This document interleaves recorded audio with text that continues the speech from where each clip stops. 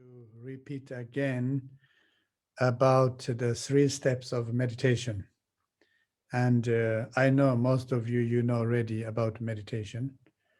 And, we know meditation, we want to meditate, and, and there's so many kinds of meditation. But I like this very basic 3, steps of meditation. So, which means we need to know before we meditate, what we should do, right?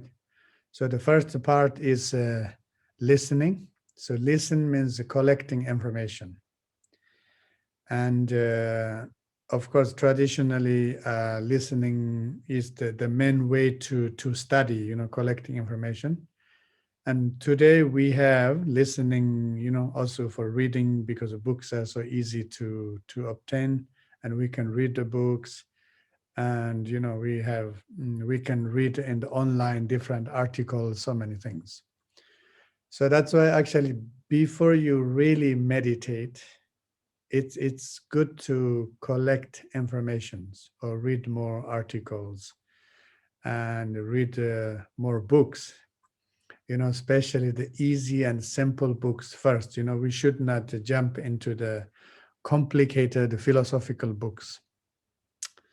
Okay, so yeah, that's the listening part and the reading part.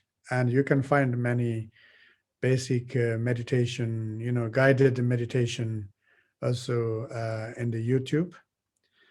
But the problem only with collecting information is when you collect too much, then you get stuck with your collection.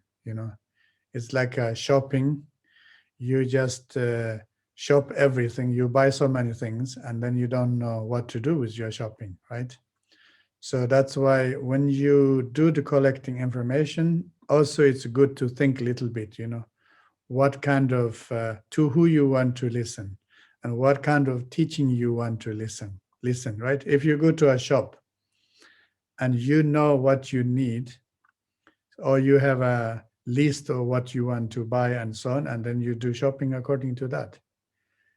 Otherwise, some people, they have shopping addiction and they just go to any shops and they buy, right? Shopping addiction, actually, it's a disorder. So if we do for the teachings like this, is there any kind of teaching? Yes, I want to join, I want to this, I need this and that, right? When you collect too much information, then you get lost in the information. So that's the first step. And then the next steps doesn't work. So yeah, it is important to listen, and listening is the collecting information, buying books, whatever, or listening teachers, anything you want is okay, but you have to know your limit. Okay, you have to know your limit. And also it is good that you have a kind of clear direction. If you are interested like a Zen meditation, Japanese style, maybe you more stick in there. If you like more Chan, the Chinese one, you go stay more there.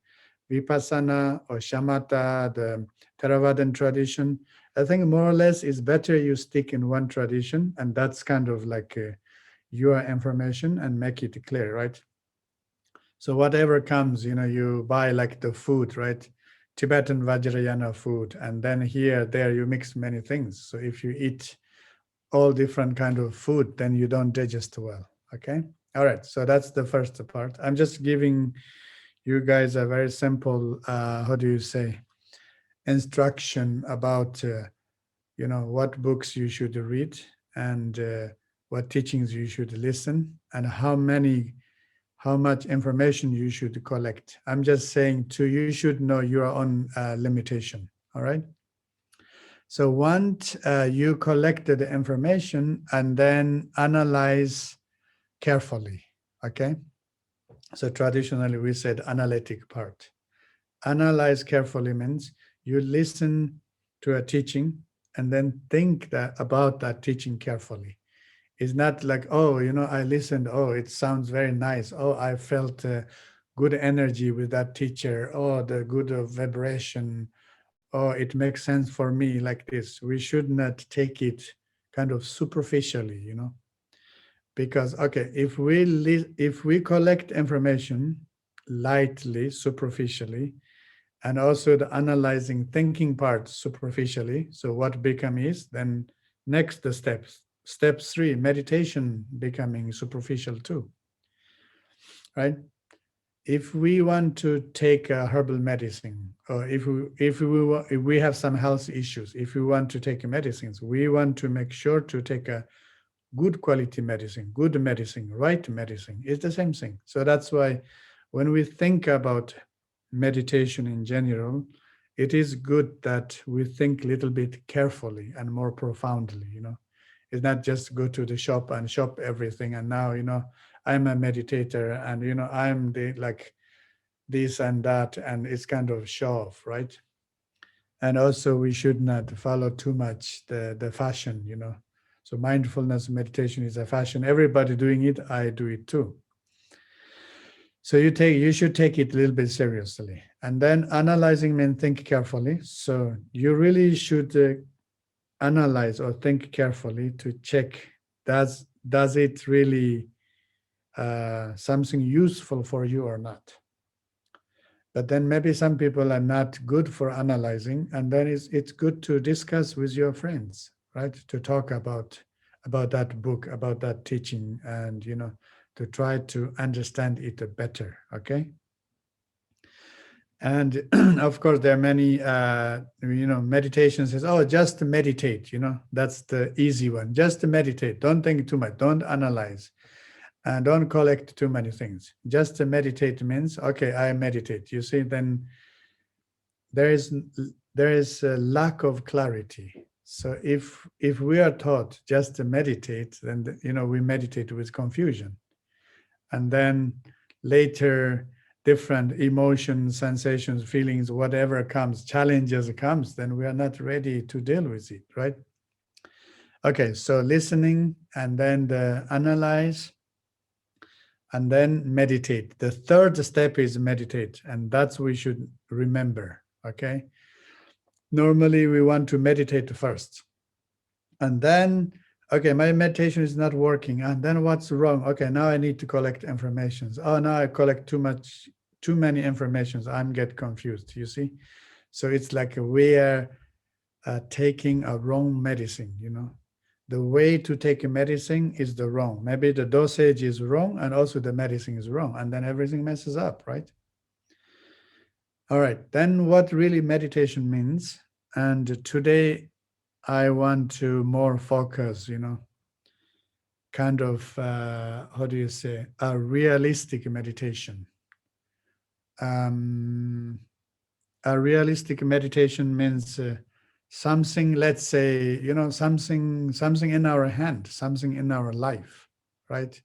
Is not kind of a fantasy or delusional ideas, what meditation is, and what is my sensation, what is my result, how I feel great and blissful with meditation.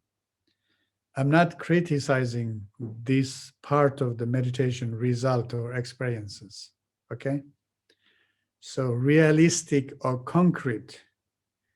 So meditation means become familiar. And normally we say become familiar with yourself and with your emotions, with your feelings, with your views, with all around you.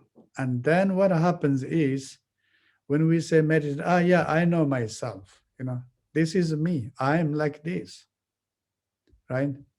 And I know myself because I did the meditation. So, that is not enough. That's what I want to say.